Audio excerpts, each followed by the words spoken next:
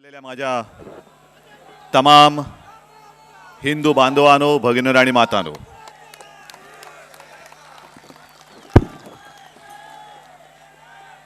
आजच सकाळी कोकणातल्या खेडमधून मुंबईमध्ये आलो. संपूर्ण महाराष्ट्राचा दौरा झाला. मराठवाड्यात जाऊन आलो, विदर्भात जाऊन आलो, कोकणात जाऊन आलो. कोकणामध्ये यावेळेला कोकणातला जो नरकासूर आहे त्याला गाडण्याचं काम आपले विनायक राऊत करणार आहेत. पुढे गेले विनायक. आणि त्यांच्यानंतर मी त्यांना म्हटलं की तुम्ही इथे ठाण्यामध्ये या. आहे सगळीकडे वातावरणाचं वर्णन कसं करायचं. लाट आहे, हवा आहे. संपूर्ण महाराष्ट्रामध्ये आपल्या महायुतीची हवा आहे आणि सगळीकडे मला हे दृश्य दिसतंय. प्रचंड प्रचंड, अतिविराट, अतिविराट, विशाल, महाविशाल आणि सगळी कशी अशी जिवंत माणसं. आणि हे सगळं दृश्य बघितल्यानंतर काँग्रेसवाले, शरद पवार म्हणजे राष्ट्रवादीवाले, ही आपली युतीची महायुतीची हवा बघितल्यानंतर फुका मारून मारून फूक फूक फूक करून त्यांची हवा निर्माण करण्याचा प्रयत्न करतात. आणि आत्ता येताना मी बघत होतो टी व्हीवर, राहुल गांधी आले. 5ची सभा, गर्दी होईपर्यंत होईच ना आधी गर्दी, कारण भाड्याने माणसं मिळत नाहीत, भाड्याचा आधी दर ठरत नाही. आणि मग तो ठरवून कशी बशी माणसं जमली आणि मग राहुल गांधी आले. देखो भैया, सगळी माणसं म्हणजे स्वतः राहुल गांधीपासून व्यासपीठावरती बसलेली आणि समोरची फुगा जो असतो ना, हवा गेलेल्या फुग्यासारखी तोंड करून बसली होती. कोणाच्याही तोंडावरती हसू नाही, उत्साह नाही. काय बोलतोय, काय करतोय, भ्रष्टाचाराच्या विरुद्ध बोलतायत. आजूबाजूला सगळे मंडळी कोण, ज्यांनी खाऊन खाऊन पोटतट्ट फुगलेली आहेत, असे सगळे मंत्री. आणि ही सगळी टोळी आजपर्यंत इतके वर्ष लुटलं. यांच्या डोक्यावरती गुन्हे सुद्धा किती भयंकर आहेत.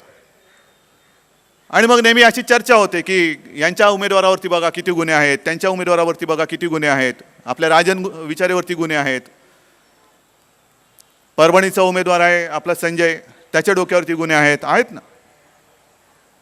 पण प्रत्येक सभेमध्ये मी सांगितलेलं आहे, याही सभेत सांगतो की व्यासपीठावरती या, सगळ्यांचे उमेदवार उभे करा आणि गुन्हे काढा. एक तर मला वाटतं श्रीकांत तुमच्यावरती नसलेले, म्हणजे एकनाथ तुमच्या नावावरती जे गुन्हे आहेत ते वडलोपार्जित वारसा म्हणून त्याच्यावरती गुन्हे ट्रान्सफर केले. घराणेशाही, वडिलांनी केलेले गुन्हे टाक मुलाच्या नावावर. पण एक गुन्हे म्हणजे कोणते गुन्हे, दरोडेखोरी आहे, खून आहे. हे आता आपला गणेशाला जमीन हडपली त्याच्यात चुलत भावाने. सगळे चुलत भाऊ असे कसे मला कळत नाही, पण आहे त्याच्याकडे आले ते असं.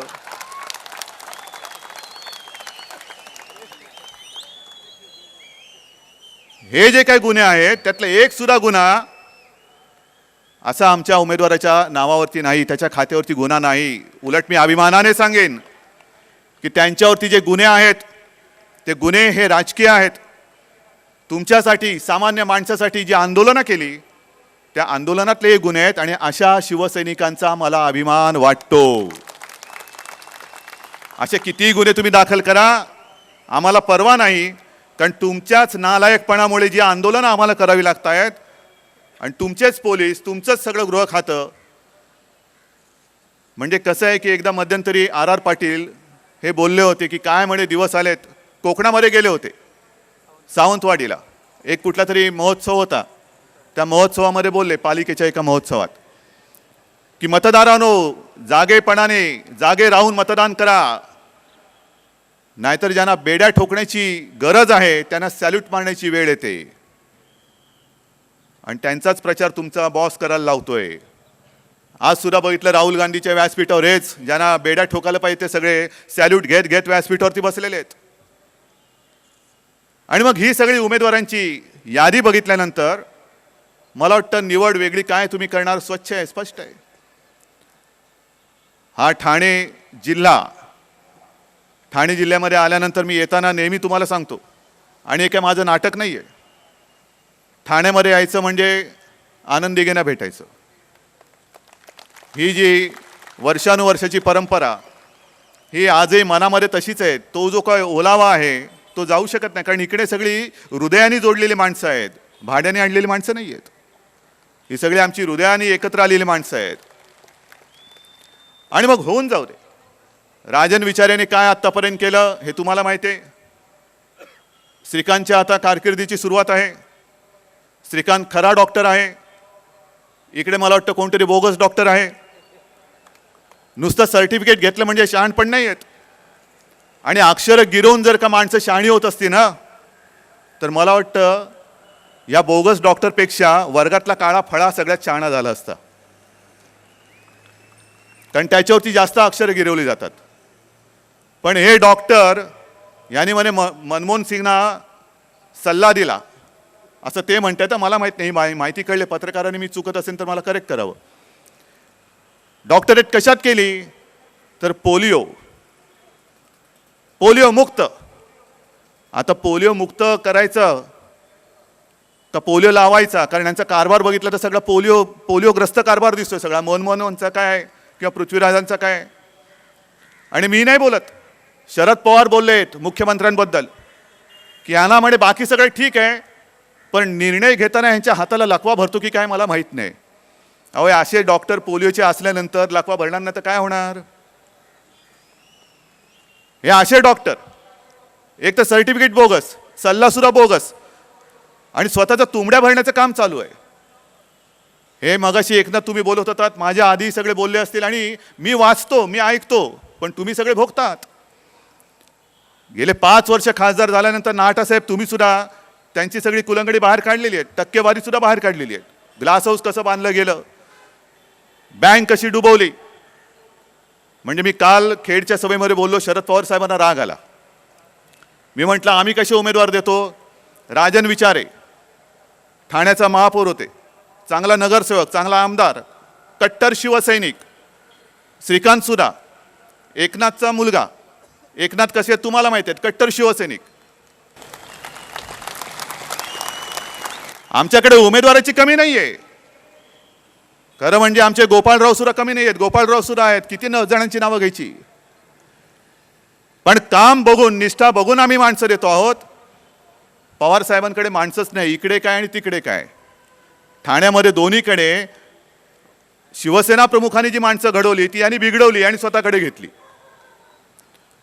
आणि काल मी जे बोललो म्हटलं कशी माणसं आहेत. ठाण्यामध्ये यांच्याकडे उमेदवार नाही, अस्सल राष्ट्रवादीवाला कोणी नाही. नाशिकमध्ये तिकडे छगन भुजबळ, इकडे संजीव नाईक, तिकडे आनंद परांजपे, तिकडे छगन भुजबळ, पलीकडे कोकणामध्ये राणे घराणं.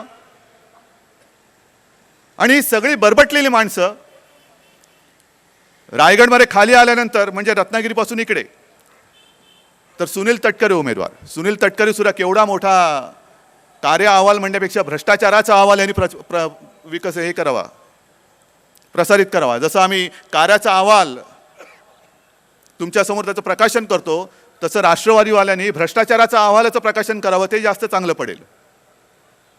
आणि बँका यांनी लुटून खाल्लेल्या आहेत. आणि मग अनुभव उमेदवार कसा ठरवायचा. चला या लाईनीत उभे राहा, कोणते गुन्हे आहेत तुमच्यावरती, चोरी मारी दरोडेखोरी, बँका लुटल्यात, कितीचा घोटाळा केला, बस एवढाच. तुला ऐकायचं नाही आहेस, तू किती केलास, एवढा केलास, वा वा वा वा म्हणजे ये तुला उमेदवारी देतो. म्हणजे छगन भुजबळांबद्दल शरद पवार बोलले. आता शरद पवार राज्यसभेत गेलेत आणि मध्यंतरी बोलले माझी जागा आता भुजबळ घेणार लोकसभेत. म्हणून मी विचार केला असं भुजबळांना काय सोनं लागले. आणि बघितल्यानंतर नाशिकमध्ये गेलो होतो, घोटाळ्यावरती घोटाळे. म्हणजे आपली जागा कोण घेऊ शकेल हे त्यांनी घोटाळे कोणी किती केले त्याच्यावरनं ठरवले की काय, अशीच परिस्थिती आहे. स्वतः शरद पवारांबद्दल बातमी आलेली आहे. यांनी स्वतः बारामतीमध्ये जशी इकडे या पाटील कुटुंबियांची जागा, यांची तर शेत जमीन त्या राजू पाटीलने हडपली. आणि सगळ्यात वाईट म्हणजे आत्ता बघितलं त्याला बिचाराला दिसत सुद्धा नाही. डोकं तुम्ही त्याचं पाहिलं असाल, गोळी जी त्याला म्हणजे गैरसमजात गोळी गेली, त्याचं डोकं अर्ध डोकं साफ करून गेली. कोणाचं आयुष्याचं नुकसान झालं. जमीनच्या जमीन तर गेलीच, वाऱ्यावरती सोडलं. आणि विशेष म्हणजे त्यांनी निवेदनात दिलेलं आहे की हा हल्ला झाल्यानंतर आमची साधी विचारपूस करायला सुद्धा हे बंधुराज आले नाहीत. भूमिपुत्र, नात्याची माती करणारे हे भूमिपुत्र, हे काय तुम्हाला न्याय देणार, काय कल्याणचा विकास करणार, काय ठाण्याचा विकास करणार. आणि तसेच शरद पवार, बारामती मधली त्यांनी गायरांची जी जमीन होती, म्हणजे गाई गुरांसाठी राखीव असलेली जमीन, गुरांसाठी असलेली जमीन, जिकडे गुरं चरायला पाहिजे तिकडे हे चरायला लागलेले आहेत. गाय रानासाठी असलेली जमीन यांनी गिळलेली आहे आणि त्याच्यावरती यांचं विद्या प्रतिष्ठान उभं केलेलं आहे. कोर्टाने आता ताशेरे मारलेत, सवाल केलाय, प्रश्न विचारलाय. गाय रानासाठी असलेली जमीन हे कसे काय घेऊ शकतात? आहे पृथ्वीराज चव्हाणांकडे उत्तर आहे. स्वतःचा अंगर का स्वतःचा शर्ट स्वच्छ आहे, माझ्यावरती एक सुद्धा डाग नाही. अरे पण तुमच्या आजूबाजूला जे सगळे बरबटलेले आहेत त्यांना तुम्ही मदत करता आहात. तुम्ही मुख्यमंत्री असताना तुमच्या राज्यामध्ये हा दरोडा पडतोय, गरिबांच्या जमिनीवरती दरोडा पडतो आहे. काय चाटायचं तुमचं स्वच्छ पण? आणि मग हा सगळा घोटाळ्यांचा कारभार बघितल्यानंतर, ही सगळी घोटाळेबाज टीम बघितल्यानंतर मी शरद पवारांचं वर्णन केलं. कारण गेली 60 वर्ष 65 वर्ष जो काही कारभार काँग्रेस राष्ट्रवादी करते, त्यातली काही उणीपुरी आपली 5-7 वर्ष आपली असतील ती असतील, पण अन्यथा संपूर्ण देश हा यांच्या ताब्यामध्ये आहे. आणि ही सगळी माणसं यांनी अशी निवडलेत की यांनी सह्याद्री गिळलाय, आता हिमालय गिळायला निघालेले आहेत. काय अनुभव आहे! इकडे करून करून तट्ट पोट फुगलेलं आहे. आणि हा एवढे सगळा अनुभव संपन्न ग्रुप घेऊन, चमू घेऊन दिल्लीमध्ये जायचंय, दिल्ली गिळायला. आम्ही म्हणतो चला दिल्ली जिंकूया, हे म्हणतात चला दिल्ली गिळूया. हा सगळा कारभार बघितल्यानंतर मी काल जे बोललो, चिडीतून बोललो. का बोलायचं नाही? स्वतःला शरद पवार साहेब जाणता राजा समजतात. जाणता राजा या महाराष्ट्रामध्ये, या हिंदुस्थानातच नव्हे, या तमाम दुनियेत एकमेव जे आपलं दैवत छत्रपती शिवाजी महाराज, दुसरा जाणता राजा कोणी होऊ शकत नाही. आणि जो जाणता राजा त्याच्याबद्दल जे म्हणत होते निश्चयाचा महामेरू, तसे आमचे पवार साहेब भ्रष्टाचाराचे महामेरू. गरीब लोकांच्या जमिनी गिळतायत म्हणून गरीब जनांशी पिळणारू. महाराष्ट्रामध्ये भ्रष्टाचार केलाच आहे, केंद्रीय मंत्री म्हणून आणखीन देशात कुठे काय केला असेल म्हणून अखंड हिंदुस्थानचा लुटारू. आणि हा आमचा राजा श्रीमंत योगी होता, हे श्रीमंत भोगी आहेत. श्रीमंत भोगी, हे वर्णन काय चुकलं का रे माझं? बरोबर पटतंय ना तुम्हाला? हे मी काय आकसाने नाही बोलत, हे एका रागातून बोलतोय, एका चिडीतून बोलतोय. काय माझं भांडण आहे शरद पवारांशी, काय माझं वैयक्तिक देणं घेणं आहे त्यांच्याशी? पण एक तर तुम्ही राजकारणामध्ये संपूर्णपणे नासून टाकलेलं राजकारण, स्वतःचा पक्ष तुमच्या हिमतीवरती तुम्ही काढू शकला नाहीत. यांची माणसं फोड, त्यांची माणसं फोड, स्वतः सुद्धा काँग्रेसमधून फुटून यांनी पक्ष स्थापन केला. आणि तुम्ही माझ्यावर टीका करता. उद्धवला काय म्हणे वडलोपार्जित आहे, वारसा हक्काने मिळाले. अरे आहेच, हा माझा वारसा आहेच, हे माझं वडलोपार्जित धन आहेच, हे माझं वैभव आहेच, ही माझी श्रीमंती आहेच. पण तुम्ही त्यावेळेला आमचं सरकार असताना बाळासाहेबांना श्रीमंत म्हणत होतात, मग मी तुम्हाला श्रीमंत भोगी म्हटलं तर चिडता कशाला? काय म्हणे उद्धव कोणावरती बोलतोय? 14 वेळा मी निवडणूक लढवले, तू एकदा तरी निवडणूक लढवली का? अहो तुम्ही 14 वेळा निवडणूक लढवली म्हणे, 14 वेळा निवडणूक यांनी एकदा पण लढवली नाही आणि निघाला म्हणे उंटाच्या पाठीचा मुका घ्यायला. अहो एवढी 14 वेळा निवडणूक लढवल्यानंतर उंटाच्याच पाठीचा मुका घ्यायचा असेल तर तुमचा उंट तुम्हाला लख लाभो, मला गरज नाही, मला नाही गरज. पण मी बोलतोय काय, तुम्ही काय बोलता आहात? मी जे बोलतोय ते भ्रष्टाचाराबद्दल बोलतोय, मी जे बोलतोय तो तुमच्या काळ्या कारभाराबद्दल बोलतोय. आणि मला निवडणूक न लढवता मी तुम्हाला एवढा हादरवू शकतो, तर निवडणूक लढवली तर काय करीन ह्याचा जरा विचार करा ना. अजूनपर्यंत मी निवडणूक लढवली नाही आणि हे सगळे जे काय आहे माझा वारसा हक्काचं आहेच ना, हा माझा हिंदुत्वाचा, तेजाचा, भगवा शिवसेनेचा, शिवसैनिकांचा वारसा माझा वडलोपार्जित आहे. पण पवार साहेब तुमचा वारसा कोणता हे तर आम्हाला कळू द्या ना. तुमचा वारसा कोणता आहे आणि काय तुम्ही पुढे नेताय? गणेश नाईक आणि त्यांची कंपनी जे काय ठाणे जिल्हा लुटते, हा तुमचा वारसा ते पुढे चालवत आहेत.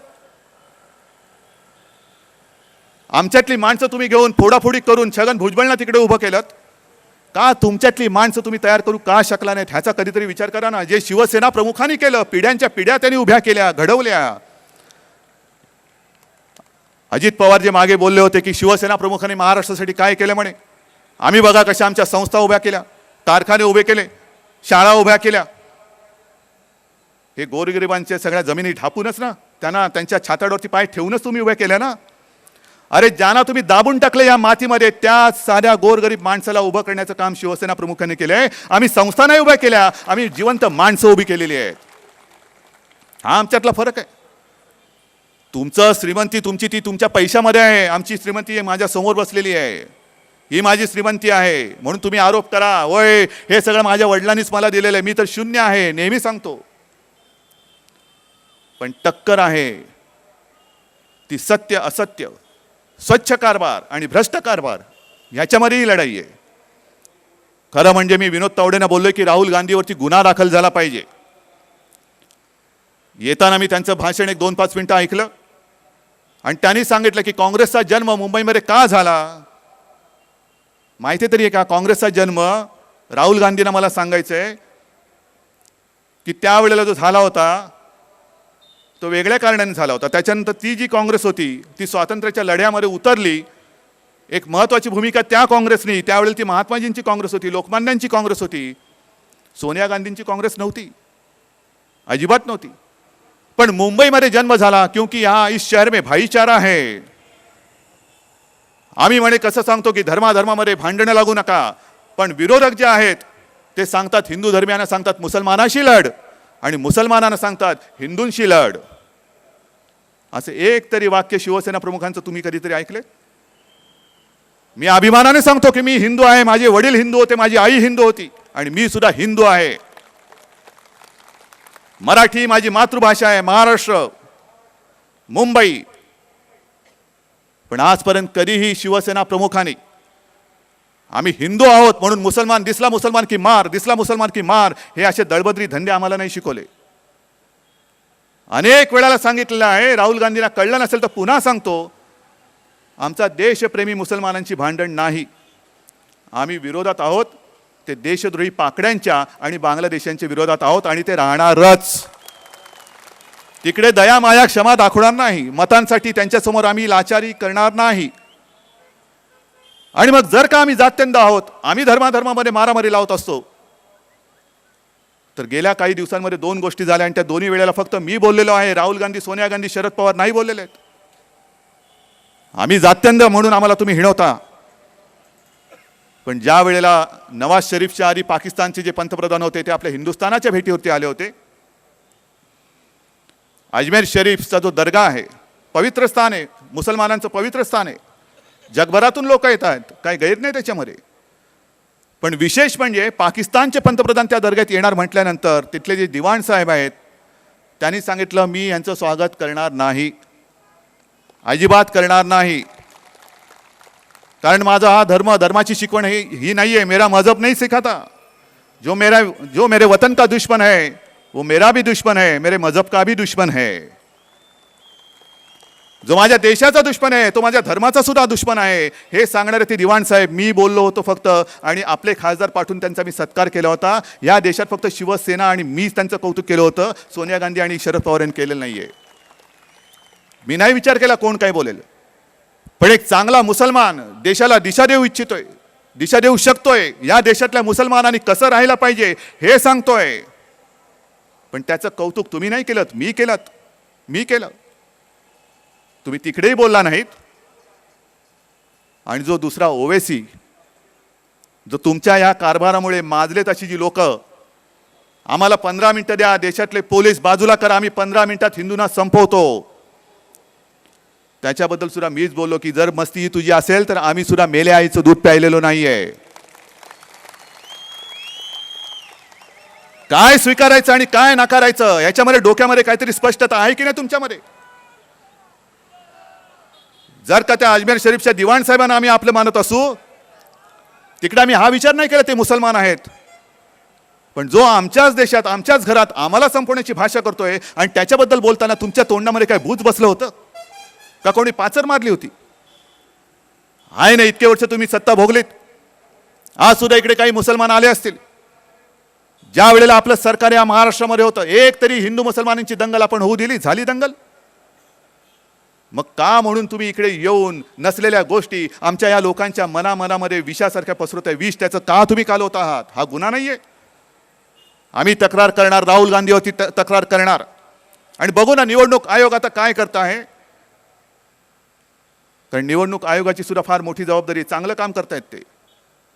पण हे काम करताना राहुल गांधीला सुद्धा माफ करता येणार नाही. नाहीतर नुसतं दमदाटी करून सोडून दिलं असं होणार नाहीये.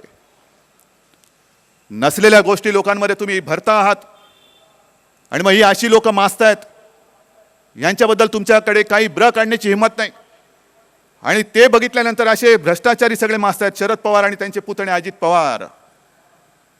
केवढी मस्ती, केवढी मस्ती, काय डोक्यामध्ये भरले हेच मला कळत नाही. आणि मग तुम्ही विचार करा की आता यांचं केंद्रातलं सरकार जाताना यांच्या डोक्यात ही मस्ती आहे. दुर्दैवाने जर काय सरकार पुन्हा आलं तर किती मस्ती होईल. मला तर वाटतं आपल्या सगळ्यांच्या डोक्यावरनं, घरादारावरनं हे वरवंटाच फिरवतील, एवढी मस्ती यांच्या डोक्यामध्ये भरलेली आहे. त्यांनी जे काय केलं तुम्ही सगळ्यांनी वाचलं, पाहिलं ना रे. माझ्या ताईला जर का मतदान केलं नाही तर मी याद राखा तुमचं पाणी बंद करून टाकेन. हे तुमच्यासाठी कधीतरी त्यांनी अशी दादागिरी केली. आणि पवार साहेबांना मला सांगायचंय की जर का माझं सगळं जे आहे मी मान्यच करतो, हे वारसा हक्काने आहे, मग तुमची जी काय पिलावळ वळवळते आणि माजल्यासारखी बोलते ही घराणेशाही नाही.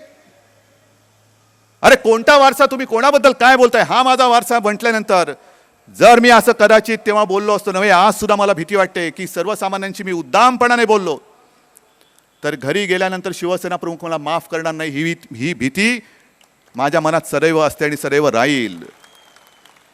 याला म्हणतात संस्कार, याला म्हणतात संस्कृती. काय अजित पवार बोलतोय, पाणी मागायला गेल्यानंतर धरणामध्ये पाणी नाही, धरण कोरडं पडले, पाऊस पडत नाही, काय धरणामध्ये लघवी करू काय? ही तुमची संस्कृती? का नाही पुतण्याचे कानफटात मारली? जे आज तुम्ही मला बोलता आहात, राग संताप मी का बोलतो आहे हे पहिलं लक्षात घ्या. कदाचित सर्वसामान्य माणूस हा तुमच्या दंडलशाहीमुळे दबून जाईल, पण मी दबणार नाही. माझ्या पाठी हे सगळे वाघाचे छावे आहेत, वाघाचे बच्चे आहेत. आणि तुम्ही कराच दादागिरी, कराच दादागिरी. ही दादागिरी आता किती दिवस चालते हेच मी बघतो, कारण केंद्रामध्ये आपलं सरकार येत आहे. पण हे सगळी निवडणूक अशा पद्धतीने घेऊन जात असताना मूळ जे ठाण्याचे प्रश्न आहेत, आज ठाण्यामध्ये जवळपास 6 ते 7 लाख लोक हे रेल्वेने जातात. कधीतरी बोंबललात तिकडे दिल्लीमध्ये? बोंबललात? बरं बोंबलला असाल तर उपयोग काय झाला? सरकार तुमचं होतं ना, खासदार तुम्ही तिकडे गेला होतात. ठाणेकरांसाठी नवीन रेल्वे स्टेशन पाहिजे, ते मेंटल हॉस्पिटल आहे तिकडे, जी अतिरिक्त जागा आहे तिकडे एक्सटेंडेड रेल्वे स्टेशन. बोलला तरी का? आणि बोलला असेल तर तुमचं सरकार तुमचं ऐकलत का? मग उपयोग काय अशा खासदाराचा?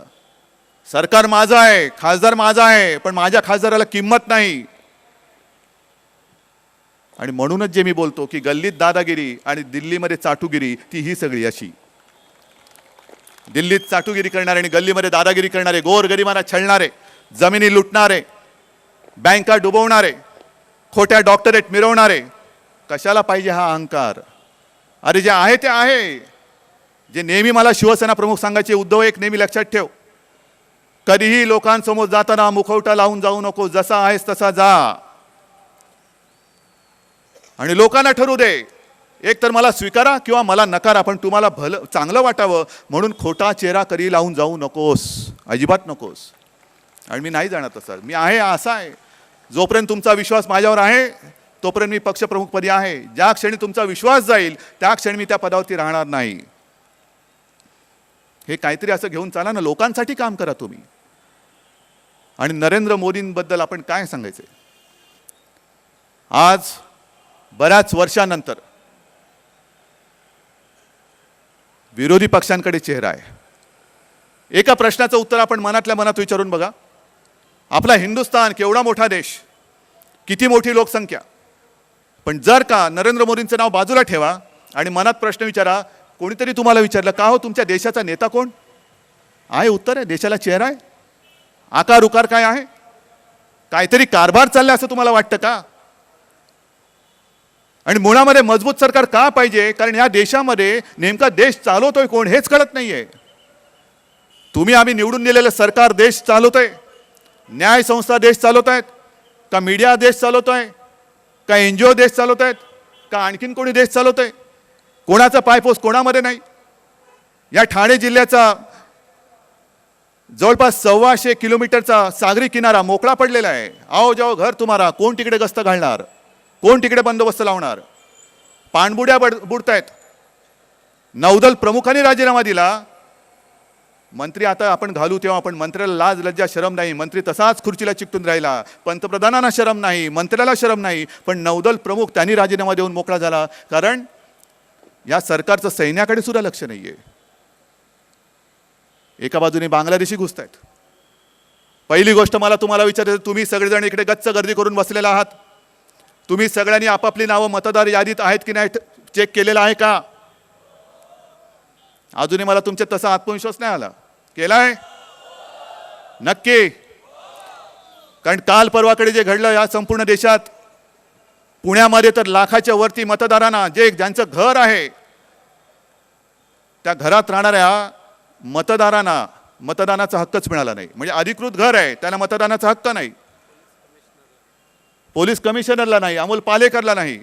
म्हणजे कसा हा दुर्दैव कसं आहे बघा. म्हणजे तिकडे अधिकृत घरामध्ये लोक अनधिकृत, आणि इकडे माझे हाडामासाचे जे मतदार राहत आहेत त्यांची घरं अनधिकृत, मोडकळीस आलेल्या इमारती. त्यांना कधी न्याय मिळणार? आपण न्याय मिळवून दिला पण तो अजून कागदावरती आहे. आणि हक्काने मतदान ज्यांनी करायला पाहिजे त्यांचं नाव गायब, आणि बांगलादेशी घुसलेत. ते मतदान करणार. या देशाचा पंतप्रधान शाही इमामची मतं ठरवणार. या देशाचा पंतप्रधान बांगलादेशी ठरवणार. आणि तुम्ही आम्ही काय करणार? हे नुसतं अन्याय म्हणून सहन करत बसणार? जर सोनिया गांधी शाही इमामकडे मताची भीक मागत असतील आणि शाही इमाम त्यांची जी काही धर्मनिरपेक्ष मतं, एक गठ्ठा मतं काँग्रेसच्या पारड्यात घालणार असतील, तर तुम्ही तुमची एक गठ्ठा मतं ही शिवसेनेच्या पारड्यात घालणार आहात की नाही? ही एकजूट अशी पाहिजे, ही एकजूट अशी पाहिजे की देशाच्या दुश्मनाला आपल्याकडे वाकड्या नजरेने बघण्याची हिंमत होता कामा नये. आणि ती पकड, ती वज्रमूठ फक्त शिवरायाच्या महाराष्ट्रामध्येही आपण दाखवू शकतो. अन्य प्रांतामध्ये मी गेलो नाही, पण यावेळेला संपूर्ण देश ती दाखवल्याशिवाय राहणार नाहीये. आणि म्हणून नरेंद्र मोदींचं नाव असं नाही की कोणीतरी आपल्याला सांगितलं आणि कोणीच मिळत नव्हता म्हणून आपण पानवाल्याला विचारलं, तू होतोस का रे पंतप्रधान? तो म्हणाला नाही नाही, मला धंदा जोरात चाललेला आहे, मला काय होता येणार नाही. मग बिडीवाल्याला विचारलं, तू होतो का रे? नाही नाही नाही, माझा धंद्याचा टाईम आहे, मी नाही होणार पंतप्रधान. मग चहावाल्याला विचारलं आणि चहावाला म्हणाला हो. असं नाहीये. आता जे काही लोक सांगतायत की मी 4 वर्षापूर्वीच बोललो होतो नरेंद्र मोदींना पंतप्रधान करा. एक बरं झालं त्यांचाच मित्र बोललाय की नरेंद्र मोदींना आम्हाला लहानपणीच एका ज्योतिषाने सांगितलं की याला पंतप्रधान पदाचा योग आहे. असं आपण काय भाकीत करत नाही, ज्योतिष नाही सांगत. तर ज्या वेळेला आपल्या महायुतीचा पंतप्रधान पदाचा उमेदवार ठरवण्याची वेळ होती त्यावेळेला स्वतः नरेंद्र मोदी माझ्याशी बोललेले आहेत, राजनाथ सिंह माझ्याशी बोललेले आहेत. आणि आपण पाठिंबा दिलाय तो अधिकृतपणे दिलेला आहे, मुखवटा लावून दिलेला नाही. म्हणजे असं काही नाही की शिवसेनेचा चेहरा बरबटलेला आहे तो लाव मुखवटा आणि मोदी के नाम पे दे दे. हे असं रेल्वेमध्ये फिरणारं नाहीये. म्हणजे डब्यामध्ये पण फिरत नाही, बाकीचं काय सोडून द्या. पण आम्ही दिलेला आहे तो विचारपूर्वक दिलेला आहे. कारण या वेळेला आणि याच वेळेला ही जर का वेळ गेली तर मला असं वाटतं की देशात जे शिवसेना प्रमुख बोलायचे की देशात अराजक आल्याशिवाय राहणार नाही, ती वेळ उंबरठ्यावरती आलेली आहे. आपल्या सीमा सुरक्षित नाहीत, नक्षलवाद मध्येच उफाळतोय, महिला सुरक्षित नाही, चोरीमोरी वाढले, बेकारी वाढलेली आहे, महागाई वाढलेली आहे. आणि अशा परिस्थितीत आपलं सरकार हे देशातल्या सर्वसामान्य जनतेची शेवटची आशा असेल असं मला वाटतंय. आणि म्हणून बाकीचे किती येतील, अजून एक दिवस उद्याचा दिवस राहिलाय, कोणतरी येईल काहीतरी बोलेल, कदाचित शरद पवार पुन्हा येतील, आणखीन काहीतरी मला करायला सांगतील. पण त्यांच्या सोंगाडेपणाला तुम्ही सगळे भुलणार आहात का? जे शरद पवार बोलले की अर्ध्या चड्डीवाल्यांच्या हातामध्ये देश देणार आहात का? अरे तुम्ही तर संपूर्ण देश नागडा करून टाकलेला आहात. या देशाचा चेहरा मोहरा पूर्ण बरबटून टाकलेला आहात. तुमच्या आणि तुमच्याच नाकर्तेपणामुळे संपूर्ण दुनियेमध्ये आपल्या देशाची जी चितू होते की हा भ्रष्टाचारांचा देश, या देशामध्ये बलात्कार आणि बलात्कारच होतात, ही काँग्रेस आणि राष्ट्रवादीच्या राजवटीची फळं आहेत. आणि म्हणून आपल्याला एक मजबूत सरकार पाहिजे, खमक्या पंतप्रधान पाहिजे. आणि तो पंतप्रधान ज्या क्षणी येईल त्या क्षणी मी तुम्हाला विश्वास देतो, मी तुम्हाला वचन देतो की ठाण्याचे प्रश्न असतील, नवे महाराष्ट्राचे जे प्रश्न असतील, उद्याच आपली नरेंद्र मोदींबरोबरची सभा आहे, त्यांना सुद्धा मी हेच सांगणार आहे की नरेंद्र भाई, आम्ही ठरवलेलं आहे एका विश्वासाने, आम्ही मत तुम्हाला देत नाही, आमचं भवितव्य तुमच्या हातामध्ये देतो आहोत, आमचं भवितव्य, आमच्या देशाचं भवितव्य तुमच्याकडे देतो आहोत. आणि जेव्हा आम्ही मतं मागत होतो, या महाराष्ट्रावरती संकटामागून संकट येत होती, गारपीट झाली, पुन्हा गारपीट झाली, अवकाळी पाऊस पडतोय, ग्रामीण भागातला माझा शेतकरी उद्ध्वस्त झालेला आहे, आत्महत्या करतो आहे, आणि तरी सुद्धा एका विश्वासाने तुम्हाला मत देऊन त्यांनी पंतप्रधान पदाच्या खुर्चीवरती बसवलेला आहे. आणि पंतप्रधान झाल्यानंतर मग माझ्या ठाणे जिल्ह्याचे जे काही प्रश्न असतील, रेल्वेचा प्रश्न असेल, आणखीन कसला प्रश्न असेल, केंद्रामध्ये अडकलेले जे जे काही प्रकल्प असतील, ते तुम्हाला सोडवावेच लागतील. म्हणूनच आम्ही तुम्हाला मत देतो आहोत.